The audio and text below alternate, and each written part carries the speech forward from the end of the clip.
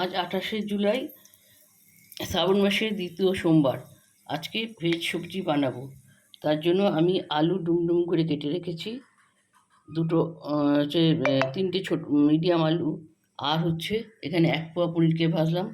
কড়াতে ফোড়নে দিলাম তেজপাতা, শুকনো লঙ্কা, জিরা এবং গরম মশলা, দারচিনি আর ছোটো এলাচ।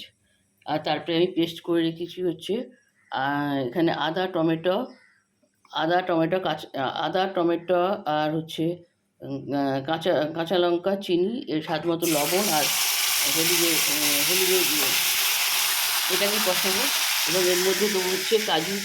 এর মধ্যে আছে একটা বড় টেবিলের 1 টেবিল চামচ পোস্ত, কাজু, আর কাজু 10টা কাজু, এটা পেস্ট করে রেখেছি, এটাকে দেবো। এটা ভালো করে কষাবো।